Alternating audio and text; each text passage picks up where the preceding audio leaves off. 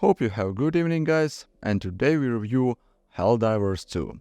Helldivers 2 is a cooperative action where you become Helldivers, paratroopers who infiltrate dangerous enemy planet from massive space cruiser and destroy all enemies of democracy on them.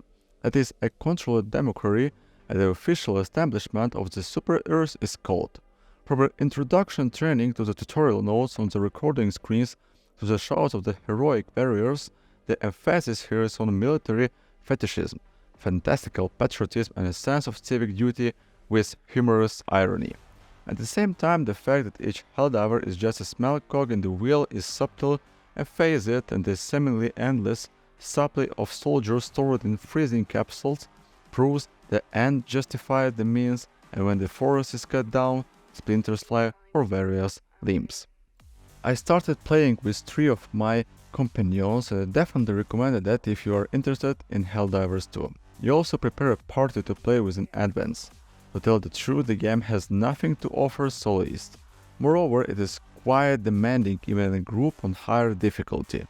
Interplay among other things in the choice of weapon and equipment.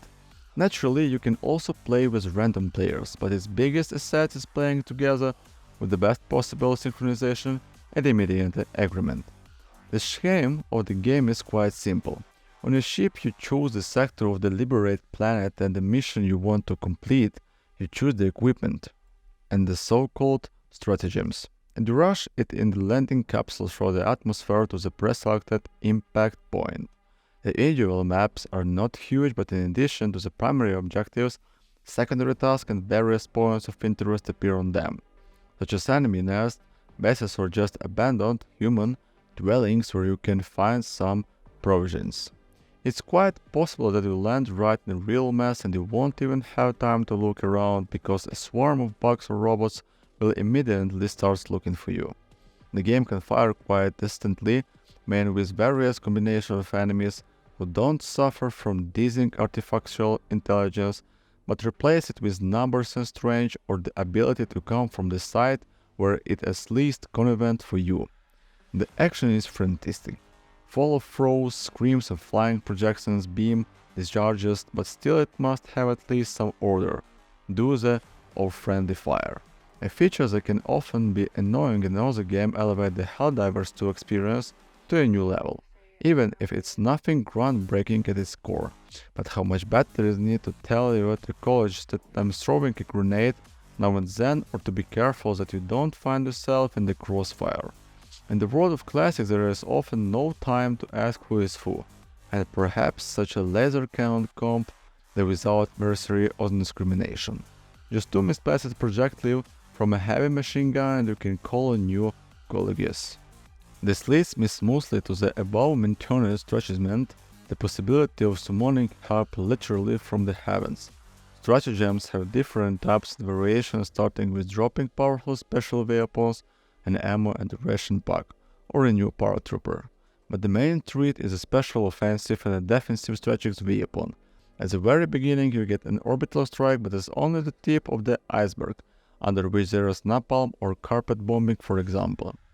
In addition, stratagems are quite original by pressing sequences of directional arrows on the D-pad, and also you have introduction right on the screen as to which code works from which support. Soon the sequences will get into your blood and you will be entering them blind as needed. My colleagues and I agree while playing that 4 wins over content in Helldivers 2. Yes, at its core it's a fairly basic co-op shooter, however the aesthetic makes it fun as well as a lot of small details. The gameplay loops itself isn't particularly exploration and can wear out quickly, but Helldivers 2 does benefit from what the marketing manuals call emergent gameplay. Another such small detail is significantly affect the gameplay is the absence of automatic reloading when the magazine is empty, or the fact that similarly to the first Mafia, reloading a half-empty magazine means losing the remaining bullets in it. Yes, you can have spent ammo sent again, but stratagems have a cooldown and even their casting is not instant in the map of a finger, while waiting in the middle of horde of enemies come when empty chamber is unavailable. Helldivers doesn't move the story forward or have any imagination mission content, and I honestly can't imagine sitting throughout half day without this game.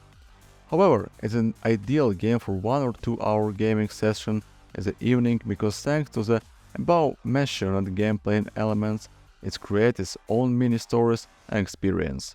And even if the graphics processing is not exactly at the top level, it can conjure up an engaging spectacle, especially at night and in battle against robots.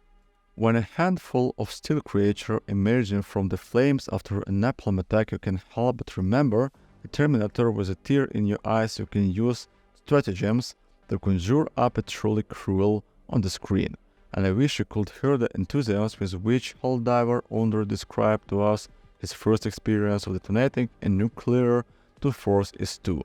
It comes in 2 variants, regular and premium, both of which use the same currency, but have to buy the premium one, or save the currency for it from the basic variant. In the battle pass there is new equipment but also new weapon. Unfortunately, unlocking them takes a relatively long time, and the main problem lies in the fact that, especially at first, you will happily save for a new piece only to find out in the end it is actually not much. We agree in the group that the weapon is recurrent from actual play second fiddle to us, which is definitely a shame. So, thank you for watching guys, see you later, goodbye.